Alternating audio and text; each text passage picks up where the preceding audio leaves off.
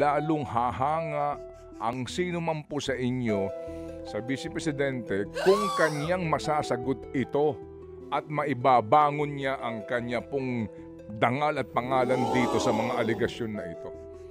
So dapat may trial. Hindi yung, di ba, iiwasan mo, ayaw mo na magkaroon ng trial. Eh, ba't ka matatakot mag-trial? The fact na sinasabi mo, sobra na ang boto mo para doon sa acquittal eh.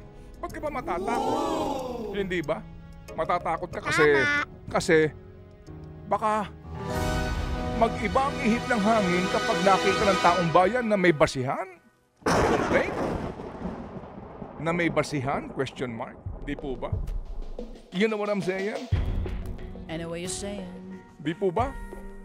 Ba't ka matatakot?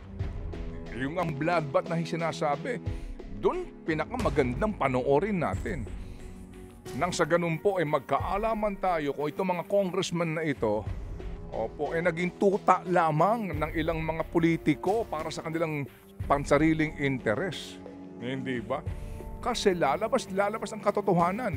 Kung yan ay demolition job, yan. Wala pala kayong ebidensya, yan. Napala ninyo, pahiya kayo. At lalo makakabangon. Diba? At lalo pang tataas. At lalo pa siyang hahangaan. At lalo pa siyang iboboto ng mas nakararaming Pilipino.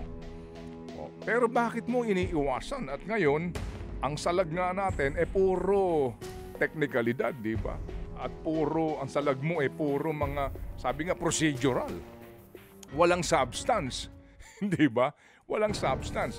Sa ang mga usap-usapan nga ng mga criminal, mga trial lawyers, ang usap-usapan yan lagi, sa panahon ng nagtatrial, kapag wala ka ng, kumbaga wala ka ng argumento, pupunta ka sa teknikalidad.